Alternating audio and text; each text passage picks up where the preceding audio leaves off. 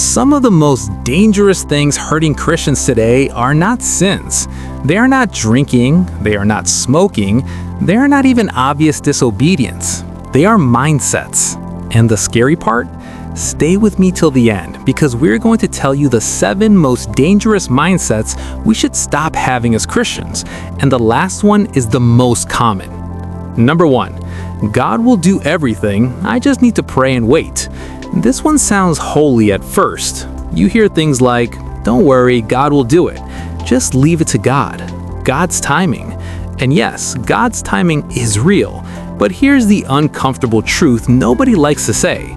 Sometimes waiting is just laziness with a Bible verse on top. Some Christians pray for financial breakthrough but never learn a skill. They pray for discipline but won't wake up early.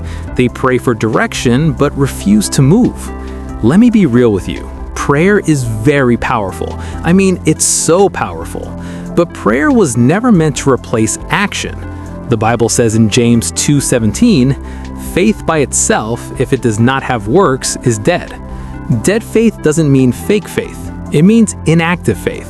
Noah prayed, but Noah also built.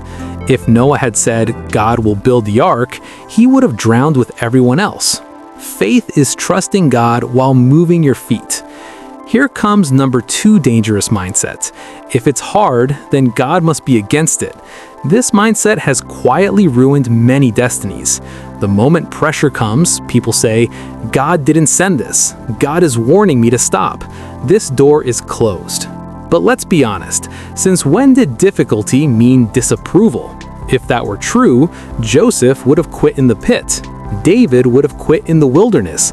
The Bible is very clear with us. In John 16:33, it says, I have told you these things so that in me you may have peace. In this world you will have trouble, but take heart, I have overcome the world. Trouble is not proof you missed God. Sometimes it's proof you're growing. Growth is uncomfortable. Obedience is uncomfortable. Calling is uncomfortable. If everything God wanted you to do felt easy, you wouldn't need faith. Hard seasons don't mean God left. Sometimes they mean God is building muscle in your spirit. Number 3, as long as I go to church, I'm good with God. This one is very common. People say, I don't miss church. I'm always in church. I serve in church.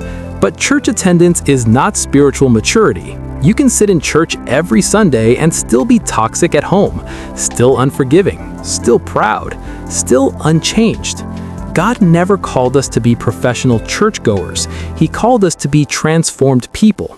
The Bible says in James 1:22, do not merely listen to the word and so deceive yourselves. Do what it says. Church is not a hiding place. It's a training ground.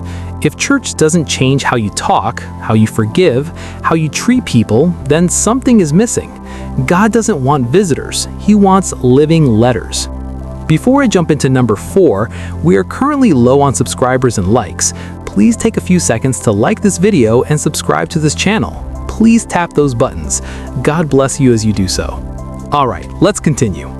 Number 4, God loves me, so He understands my sin.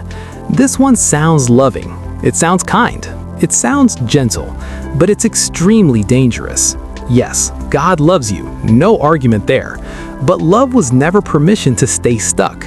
Some people say, God knows my heart. Yes, and He's trying to change it. Grace is not a cushion for disobedience. Grace is fuel for transformation. The Bible asks a direct question. In Romans 6:1 it says, shall we continue in sin so that grace may abound? If grace never challenges you, it's not grace you're experiencing. It's comfort. God forgives you, yes, but He also calls you higher. Real love doesn't leave you broken. It heals you. Number 5, God cares about church things, not my daily life. Many Christians divide their lives into 2, church life, real life. Sunday belongs to God, Monday through Saturday belongs to stress. But God doesn't visit your life. He wants to live in it. God cares about your work ethic, your relationships, your decisions, your habits. The Bible says in Proverbs 3:6, in all your ways acknowledge Him. Not some ways, not church ways, all ways. God is not only Lord in worship, He's Lord in traffic, in business, in conversations nobody sees. Christianity is not an event, it's a lifestyle. Number 6. I'm too broken for God to use. This one sounds humble, but it's actually disbelief. People say, my past is too dirty. I failed too much. God can't use someone like me. But have you actually read the Bible? God uses murderers, cowards, failures, people with messy stories. The Bible says in 2 Corinthians 12:9, "My power is made perfect in weakness." God doesn't wait for you to be strong. He shows up when you admit you're not. Your weakness is not a disqualification. It's an invitation. God doesn't use perfect people. He uses available people. And finally, number 7, the most dangerous one. I know the Bible, so I'm spiritually mature. This one sneaks up on people. Knowledge feels good. Quoting verses feels powerful. But knowing the scripture is not the same as obeying it. You can know the Bible and still lack love, still lack humility, still lack obedience. The Bible warns us in 1 Corinthians 1:8, knowledge puffs up, but love builds up. Here's the truth many Christians avoid. The Bible was not given to impress you. It was given to transform you. If the word doesn't change how you live, it's just information. And information without obedience creates pride. The enemy doesn't always come with temptation. Sometimes he comes with comfortable thinking, mindsets that sound safe, mindsets that sound religious, mindsets that slowly weaken faith. So ask yourself honestly, which one hit me? Because the biggest change in your Christian life might not start with prayer, but by changing how you think. I pray God's mercy and grace will continue to be upon us. Type amen and share this video with all your friends. God bless you as you do so. Leave a comment and don't forget to subscribe to this channel. See you in our next video.